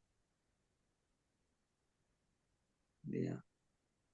ஆனா சில பேர் வெளியில பார்க்கும்போது எல்லா தவறும் பண்றாரே இவர் நல்லா இருக்கிற மாதிரியும் இல்லையா? நல்லதே செஞ்சுட்டு இருக்கிறவங்களுக்கு என்னடா இப்படி வாழ்க்கையில இவ்வளவு கஷ்டப்படுறோமே அப்படின்னு தோணுமா இல்லையா? இது பேங்க் எப்படி வேலை செய்யுது? இப்போ ஒருத்தர் நிறைய பேங்க்ல போட்டு வச்சிருக்கிறார். அவரு மாசம் மாசம் எடுத்து லாவிஷா செலவு பண்றாரு. ஆனாலும் அவர் சந்தோஷமா தான் இருக்கு. ஏன்னா அவருக்கு பேங்க்ல அக்கவுண்ட்ல இன்னும் பணம் நிறைய இருக்கு. ஆனா இன்னொருத்தர் பாத்தீங்கன்னாக்க ரொம்ப கஷ்டப்படுறாரு. கஷ்டப்படுத்த பணத்தை எல்லாம் பேங்க்ல போய் கட்டுறாரு. ஏன்? அவர் பேங்க்ல கடன் வாங்கியிருக்காரு. அட இவ்வளவு நல்ல மனுஷனா இருக்கானே, இவ்வளவு எல்லாம் பண்றானே, இவனுக்கு ஏன் கஷ்டம் வருதுன்னு நினைக்கிறதா? நம்மளாம் சொல்றோம்ல, என்னம்மா அவன் என்னப்பா கொடுத்து வச்சோம்ப்பா அப்படின்னு. இப்ப கொடுத்து வைக்கப்பட்டிருக்கு. ஆனால் புரிஞ்சுக்க வேண்டியது என்னன்னா, அப்படி எடுத்து செலவு பண்ணானா எவ்வளவு நாளைக்கு தாங்கும்? ஒரு காலகட்டம் வரும்போது என்ன ஆகும்னா, பேங்க் பேலன்ஸ் தீர்ந்து போகும். தீர்ந்து போற என்ன பண்ணணும்? கடன் வாங்கணும் இல்லையா? அப்ப எல்லா வகையான அவனுக்கு துக்கம் வர ஆரம்பிச்சுரும். ஆனா இன்னொரு பக்கம் எவ்வளவுதான் கஷ்டப்பட்டாலும் கடனை திருப்பி அடைக்கணும் பேங்க்ல போய் கட்டுறாரு. ஒரு காலகட்டம் வரும்போது என்ன ஆகும்னா, பேங்க்ல அவருக்கு நில்லு. அக்கவுண்ட் நில்லு. அதுக்கப்புறம் வர்ற வருமானம் என்னது? இது வாழ்க்கை. புரிஞ்சுட்டீங்களா? அதனால நீங்க வெளியில பார்த்துட்டு நீங்க சொல்ல முடியாது. என்னன்னு? இவரு எப்படி வேணா வாழ்றாரு, இவரு நல்லா இருக்கிறாரு. இவரு எல்லாம் கஷ்டப்படுறாரு. இவரு ஏன் இவ்வளவு நேர்மையா இருக்காரு அப்படின்னு. புரிஞ்சுட்டீங்களா? இதுதான் ஆழமான விஷயம்.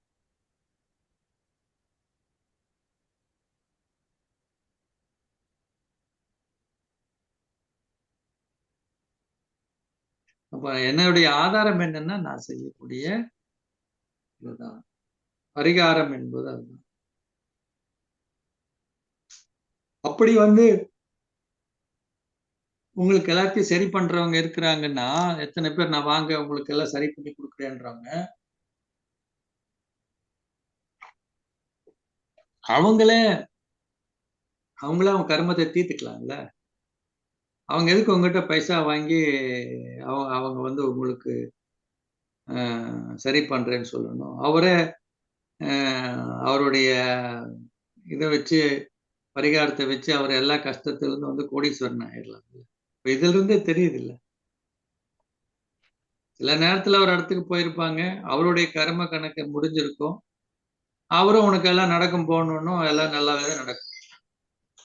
அப்ப என்ன தோணும்னா அவர் தான் ஏதோ பண்ணிட்டாரு. இது என்னவோ சொல்லுவாங்கல்ல, காக்கா விழுந்து பழம் விழுந்த கதை. அப்ப அதெல்லாம் வச்சு நம்ம என்ன பண்ண முடியாது இல்லையா? இப்ப நம்ம நல்லா புரிஞ்சு 2 ஃப்ரெண்ட்ஸ் போயிட்டு இருக்கிறாங்க, ஓகேவா? ஒருத்தர் ரொம்ப நேர்மையானவர், ஒருத்தர் நேர்மையற்றவர். அப்ப அங்க ஒரு பெரிய வேலட்ல பணம் கிடக்குது. இவர் என்ன பண்றாருன்னா டக்குன்னு சரியானவர் பணத்தை எடுத்துட்டாரு. இன்னைக்கு நமக்கு நல்ல அதிர்ஷ்டம் கடவுளா பார்த்து கொடுத்ததுன்ற அவர் ஐயோ இன்னொருத்தர் காசு இப்படியெல்லாம் எடுக்கக்கூடாது, கொடுத்துடலாம். அதெல்லாம் முடியாது, நீ வேணா அப்படி இருந்துக்கோ, நான் அப்படியெல்லாம் தர முடியாதுன்னு எடுத்துடுறாரு. ஆனா ஒரு 2 நாள் கழிச்சு என்னாச்சு, இவருக்கு இந்த நல்லா இருக்கிறவருன்னு சொல்றவருக்கு பெரிய ஆக்சிடென்ட் ஆகி ஹாஸ்பிட்டல் அட்மிட் ஆகி இவருக்கு 5000 10,000 சொல்லு. அப்போ நம்ம பார்க்கறதுக்கு என்ன தோணுது, அட இந்த மாதிரி எப்படி வேணா இருக்கிறவன் நல்லா இருக்கிற மாதிரியும் இப்படி எல்லாம் இருக்கிறவன் கடவுள் சோதிக்கிறார் என்ன பண்ண. ஆனால் நல்லா ஒத்து பார்த்தீங்கன்னா இவரு போன ஜென்மத்துல ரொம்ப நல்லா இருந்திருக்காரு. யாரு? திருநாள் ரொம்ப நல்லா ஆளு.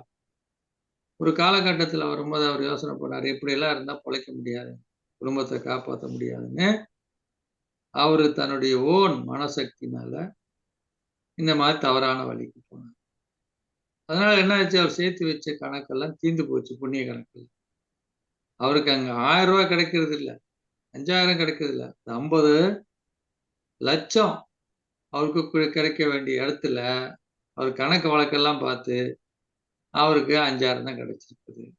ஆனால் நம்ம வெளியில இருந்து பார்க்கும்போது இந்த மாதிரி இருக்கிறவன் தான் நல்லா இருக்கிறான் ஐயா, எப்படி வேணா இருக்கிறவன் அப்படின்னு. இன்னொருத்தன் நல்ல வழியிலேயே நடக்கிறவனா ரொம்ப மோசமானவன் போன ஜென்மம். ஒரு காலகட்டத்துல அவன் உணர்றான், அட நம்மளாம் எப்படி இருக்கக்கூடாதுன்னு சொல்லி. அதுக்கப்புறம் அவன் நல்வழியில நடக்கிறான், அதே குணாதிசயோட செத்து போடுறான், சரீரத்தை விட்டு. அவன் தான் இவன் நல்ல வழியில் நடக்கணும்ன்ற. ஆனா அவனுக்கு ஏன் 50,000 செலவாச்சுன்னா அவன் செஞ்ச பாவத்துக்கு 50 லட்சம் செலவா இருக்கணும். ஆனா தலைக்கு தலைப்பாகையோட பாய்ச்சின மாதிரி 50,000 ரூபாய் அவனுக்கு செலவு. அப்ப நீங்க இப்படி பாத்தீங்கன்னா இது இந்த மாதிரி. அதனால நீங்க வெளியில இருந்து எதுவுமே பார்க்கணும். கடல்ல ஐஸ்பர்க் கேள்விப்பட்டிருக்கீங்களா? அது வெளியில பாத்தீங்கன்னா சின்ன ஏதோ பனி மிதக்கிட்டு இருக்க மாதிரி தெரியும் கடல். அது நீங்க பாக்குறது 25% தான். அதுக்கு அடியில 75%. அந்த 75% இருக்கிறதுனால அந்த கடலுக்கு அடியில அண்டர் கரண்ட் உற்பத்தி ஆகும். ஒரு காத்து எந்த பக்கம் அடிக்குதோ அந்த திசையில் நோக்கித்தானே அந்த பொருள் நகரணும். ஆனா இந்த ஐஸ்பர்க்னு சொல்ற அந்த பனிக்கட்டின்றது ஆப்போசிட்ல நகரும். ஏன்னா கீழே ஒரு அண்டர் கரண்ட். அப்ப நம்ம வாழ்க்கையில அதே மாதிரி தான். நம்ம இங்க இருந்து பாரிஸுக்கு போகணும்னு நம்ம கம்பார்ட்மெண்ட்ல ஏறினா நம்ம கர்ம கணக்கு இன்ஜின்ல ஏறிப்பாங்க. நீங்க பாரிஸ் போகணும்னா அது வேற ஏதாவது ஒரு இடத்து கண்ட்ரி கொண்டு போய் விட்டு நீங்க இறங்கின பிறகு நான் இங்கதான் வரணும்னு நினைச்சேன், வேற எங்கேயோ வந்துட்டேன்னு. இல்லையா? அப்போ நம்ம நினைக்கிறோமா அது என்ன ஆகுறது இல்ல, நடக்காது. ஏன்னா நம்மள லீட் பண்றது என்ன, இல்லையா? அப்ப இதை நம்ம நல்லா புரிஞ்சுக்கணும்.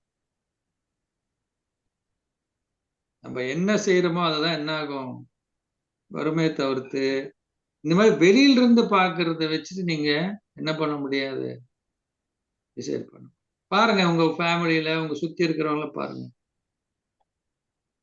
எந்த வகையான படிப்பு படிச்சிருக்க மாட்டாங்க, இல்லையா? உலக ரீதியான ஞானமே அவருக்கு இருக்காது. ஆனா அவர் பயங்கர கை வச்சதெல்லாம் துலங்கும், இல்லையா? கோடிக்கணக்கா சம்பாதிப்பார். ஆனா அதே ஒரு ஹோட்டல்ல வச்சிருக்காரோ இல்ல ஒரு துணிக்கடை வச்சிருக்காரோ, அவர் வந்து என்ன பண்ணிருப்பாரு, பிஹெச்டி வாங்கியிருப்பாரு. அவர்கிட்ட வேலை செய்யறவர், அவர்கிட்ட வேலை செய்யற ஒரு 50,000த்துக்கோ ஒரு 1,00,000த்துக்கு வேலை செய்யறவரு பிஹெச்டி பண்ணிப்பாரு அவரு. ஆனாலும் அங்கதான் போய் வேலை செய்யும். அவருக்கு A to Z தெரியும் அதை பத்தி. ஆனா இவருக்கு எதுவுமே தெரியாது. இவருக்கு அமைகிற ஆளு, இவருடைய பார்ட்னரு, கஸ்டமர் எல்லாம் நல்லா அமையும். வெளியில பார்த்துட்டு என்னையா இந்த ஆளு பேச தெரியாதவனா இருக்கானே, இவன் ட்ரெஸ்ஸ பாரு, கையெழுத்து கூட சில பேருக்கு போட தெரியாது, சரியா பேச தெரியாது. இதெல்லாம் நீங்க எது பாக்குறதுன்னா, நான் சொன்னேன்ல அந்த கடலுக்கு உள்ளுக்குள்ள இருக்க அந்த ஐஸ்பர்க்கை பார்க்குற மாதிரி 25% தான் நீங்க பாக்குறீங்க.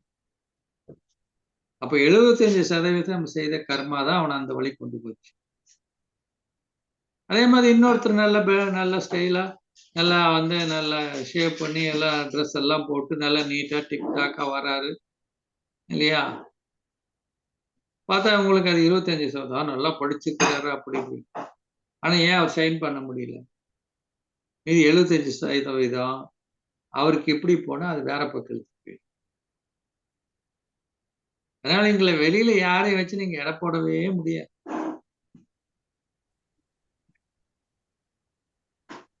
புரிஞ்சுட்டீங்களா கர்மத்துடைய ஆழமான விஷயங்களை?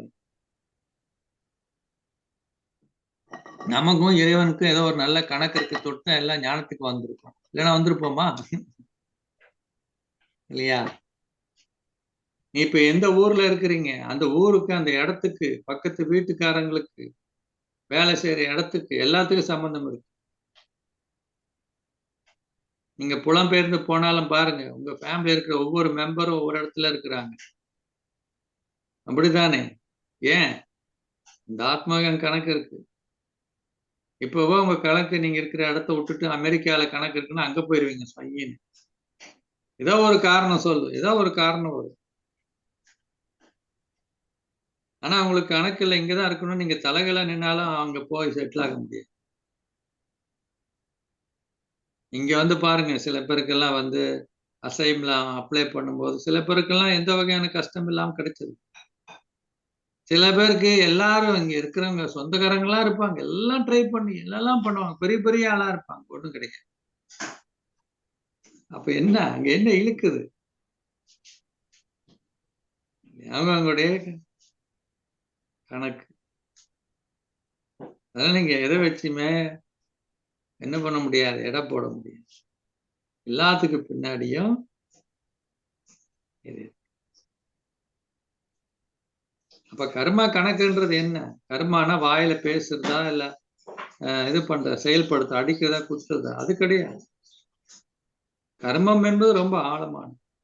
கர்மம் என்பது செயலும் இல்ல, பேச்சு, எண்ணம், இதெல்லாம் எண்ணத்திலையும் எனக்கு தெரிஞ்ச எதுவுமே தப்பு பண்ணலைங்க. மனசுல நினைக்கிறோம் இல்ல, வெறுப்பு பண்றோம், கோவப்படுறோம், எரிச்சல் அடையிறான்னா கர்மத்துடைய பலன். அப்பவே உங்களுடைய மனசு பாதிக்குது, அப்பவே உடல் பாதிக்குது.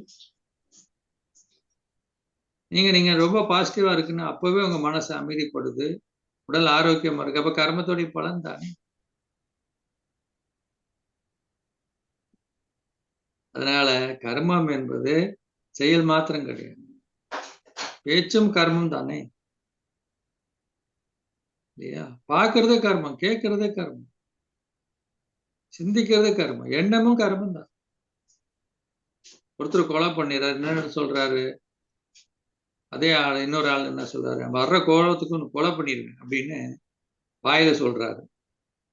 ஒருத்தர் கொலையே பண்றாரு, ஒருத்தர் வாயில சொல்ற என்ன பண்ணுவார், மனசுக்குள்ள வர்ற ஆத்திரத்துக்கு கொலை பண்ணிட்டு மனசுக்குள்ள நினைப்பார்.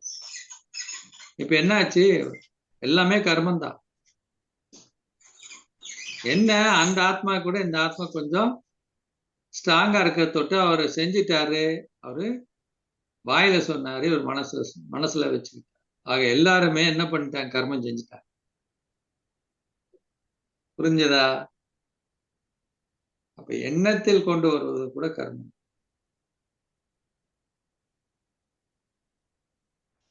சரி, இன்னைக்கு வந்து நீங்க உங்ககிட்ட நான் கடன் வாங்குறேன், ஓகேவா? இன்னைக்கு நான் வந்து சிகப்பு கலர் ட்ரெஸ் போட்டிருக்கிறேன். நான் சொல்றேன் வந்து ஒரு வாரம் கழிச்சு உங்களுக்கு வந்து இதை நான் திருப்பி தர்றேன்றாங்க. அப்ப நீங்க வந்து என்ன பார்த்துட்டு நான் கொடுத்ததை கொடுங்கன்னா, அப்ப நான் வந்து பச்சை கலர் ட்ரெஸ் போட்டிருக்கிறேன். நான் சொல்றேன் இந்த மாதிரி நான் பச்சை கலர் ட்ரெஸ் போட்டிருக்கிறேன், நான் வந்து உனக்கு திருப்பி தர முடியாது, நீங்க ஒத்துப்பீங்களா? ஏய்யா ட்ரெஸ்ஸா காசு வாங்குச்சு, நீ தானேயா காசு வாங்கின? அப்போ உடம்புன்றது ட்ரெஸ் மாதிரி இல்லையா? அப்போ நீங்க வந்து உடம்பு கிட்ட இல்ல, ஆத்மா கிட்ட தான் வாங்கியிருக்கிறீங்க. அதனால உங்களுக்கு அடையாளம் தெரியல. அதனால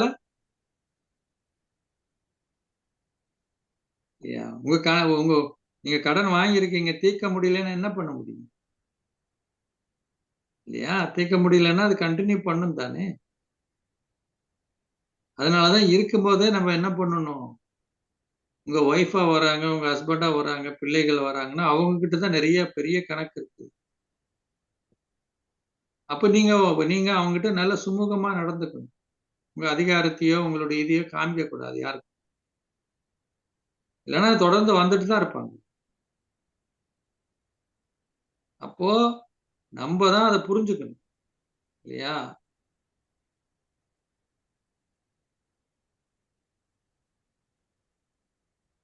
ஆனா இன்னொன்னு புரிஞ்சுக்கலாம், ஏன் அதை மாத்திரம் அப்படி சொல்றீங்க, நல்லது மாத்திரம் வந்தாக்க ஏன் ஒண்ணும் சொல்ல மாட்டேன்றீங்க? அது நம்ம சொல்லணும்ல. நல்லது மாத்திரம் தான் ஏத்துக்கிறோம், அது ஏன் வந்துச்சு அப்படின்னு கேட்க மாட்டீங்களா?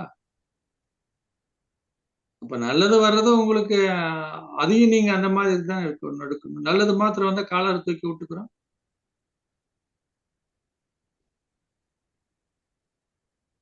அப்போ நல்லதுக்கும் சரி, நல்லதுக்கும் உங்களுக்கு வேண்டாம் வேண்டாம்னாலும் அது நிற்பாது. உங்களுக்கு எங்க இருந்தாலும் தேடி வந்து உங்களுக்கு அது கொடுத்துரும்.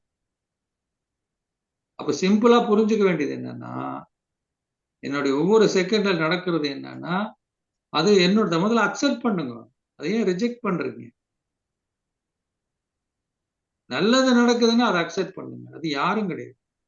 இந்த அம்மா அப்பா செஞ்சதோ கிடையாது, நீங்க செஞ்சது உங்களுக்கு திருப்பி வரும்.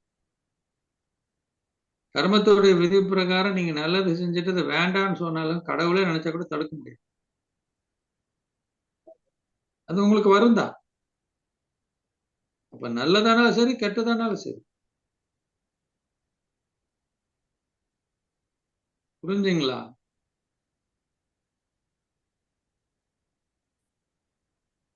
அப்ப என்ன ட்ரெஸ் மாத்திருக்கேன், அட்ரஸ் மாறி இருக்கு, அவ்வளவுதானே. ட்ரெஸ் மாறிச்சு, அட்ரஸ் மாறினா அடுத்து கொடுத்த கடன் தீர்க்க வேண்டாவா? நல்லதும் தானே வருது. இதுல கூட பாத்துக்கோங்க, சில பேருக்கிட்ட நம்ம என்ன பண்ணுவோம், ஐயா நம்ம வந்து நிறைய செட்டில் பண்ணது, இந்த கணக்கு நல்லா புரிஞ்சுக்கணும். நீங்க ஒரு இடத்துட்டு நிறைய கடன் வாங்கியிருக்கீங்க, ஒரு இடத்துல நீங்க நிறைய கடன் கொடுத்துருக்கீங்கன்னா ஒருத்தர் வந்து உங்களுக்கு நல்லதே பண்ணுவார், நீங்க அவங்களுக்கு ஒண்ணுமே பண்ணிருக்க மாட்டீங்க. அப்ப நீங்க புரிஞ்சுக்கணும், அவர்கிட்ட நம்ம நிறைய கடன் கொடுத்துருக்கோம், திருப்பி பண்ணிக்கிட்டு இருக்காரு. சில இடத்துல என்ன இருக்கும், நீங்க என்னதான் நல்லது செஞ்சாலும் என்னதான் பண்ணாலும் அவங்க உங்களுக்கு துன்பத்தையே கொடுத்துட்டு இருப்பாங்க. அப்ப புரிஞ்சுக்கணும், இந்த ஆள்கிட்ட என்ன பண்ணிருக்கிறோம், நம்ம நிறைய கடன் வாங்கியிருக்கோம், இவர்கிட்ட செட்டில் பண்ணணும். அப்போ ஒரு இடத்துல கடன் வாங்கியிருக்கிறீங்க, அதனால அவங்க கொடுக்கணும். நீங்க இங்க மாத்தி எக்ஸ்பெக்ட் பண்ணீங்கன்னா,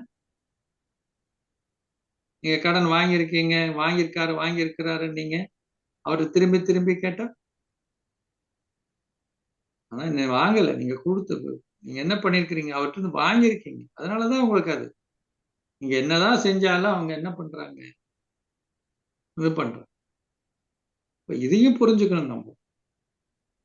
நிறைய பேர் சொல்லாங்க, வீட்டுல அண்ணன் தம்பிக்கு விட சொந்தக்காரங்களுக்கு விட வெளியே இருக்க மூணாவது மனுஷன், ஆமா மூணாவது மனுஷன் உங்களுக்கு கணக்கு இல்லை. அவன் எப்படி வந்து உங்களுக்கு சொத்துலயும் பிரச்சனையிலயும் வந்து நிப்பான்? அண்ணன் தம்பி தானே வந்து நிப்பான்.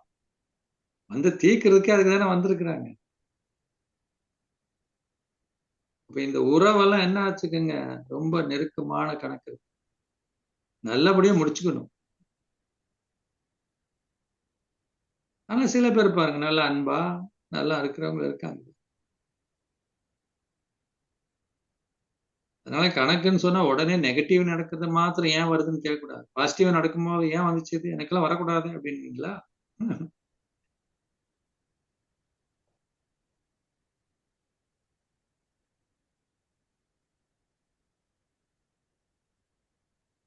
ஓகேவா? நினைக்கும் போது அப்படி நினைக்கிறோம் வெளியில, இல்லையா? காரணம் இல்லாமல் காரியம் இல்லை.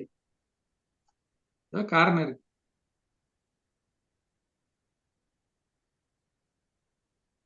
அதனால என்னன்னா, கர்மம்னா என்ன, பாக்கியம்னா என்ன? கர்மம் என்பது நீங்க செய்யறது, பாக்கியம் என்பது உங்களுக்கு வர்றது.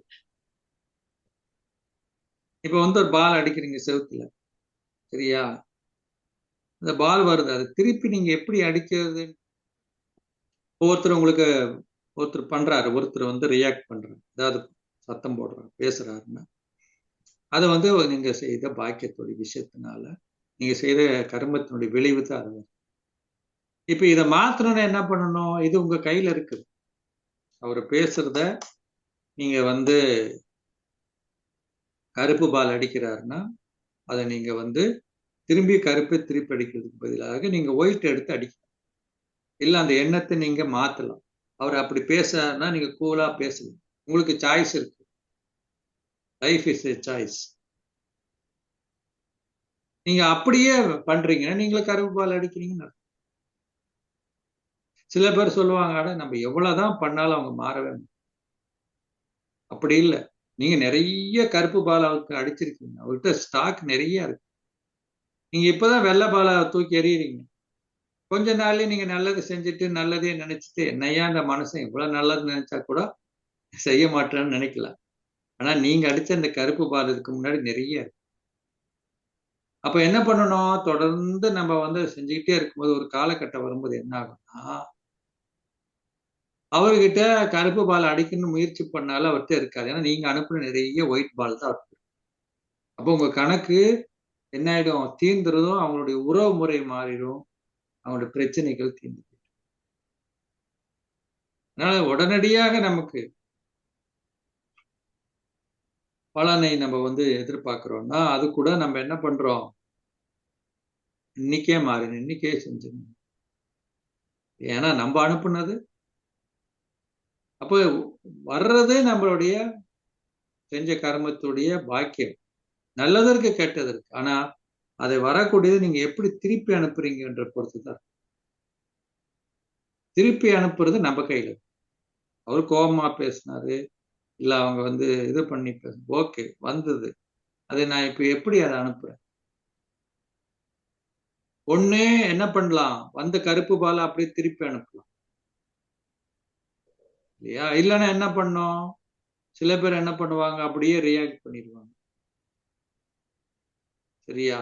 இன்னொருத்தர் நிறைய பேர் என்ன பண்ணுவாங்கன்னா, வந்ததை அப்படியே மனசுக்குள்ள வச்சு அமுக்கி வச்சுட்டு உடலும் பாதிக்கப்பட்டு மனசும் பாதிக்கப்பட்டவங்க ஆயிடும்.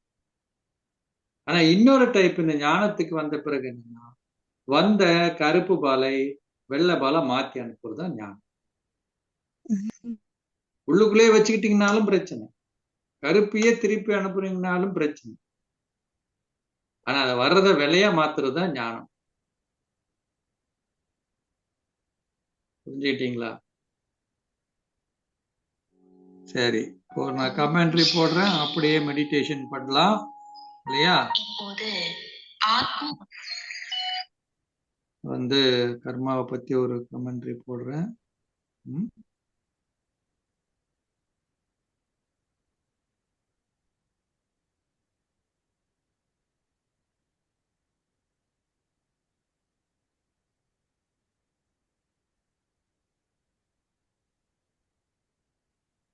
கர்மா பத்தி புரிஞ்சுக்கிட்டீங்கன்னா நல்லா ஆழமா?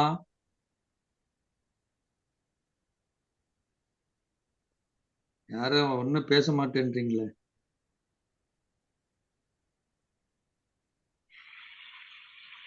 சரி கேளுங்க, அதே மாதிரி மெடிடேஷன் பண்ணுங்க.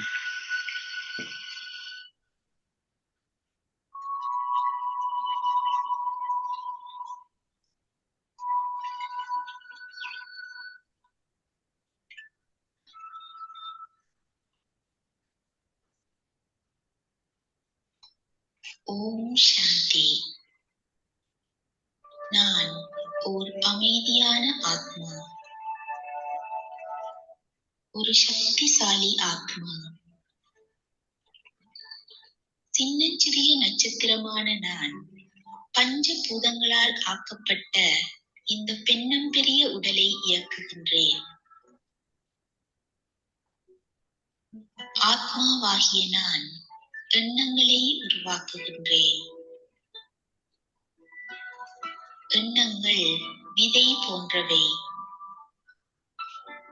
அவை சாதகமாகவும் இருக்கலாம், பாதகமாகவும் இருக்கலாம். நான் செய்யும் செயல்களுக்கெல்லாம் என் எண்ணங்களே காரணம். என் எண்ணங்களுக்கேற்பவே என் செயல்கள் அமைகின்றன. செயல்களின் விளைவு நல்வினையாகவும் இருக்கலாம், தீவினையாகவும் இருக்கலாம். நான் சந்தோஷத்தை கொடுத்தால் சந்தோஷத்தை பெறுகிறேன். துக்கத்தை கொடுத்தால் துக்கத்தை மீளப் பெறுகின்றேன். எனது செயல்களுக்கும் அவற்றின் விளைவுகளுக்கும் நானே பொறுப்பாளி. அதற்கு நான் யாரையும் காரணம் காட்ட முடியாது. கடந்த காலத்தில் செய்தவற்றின் பலனை இப்போது அனுபவிக்கின்றேன்.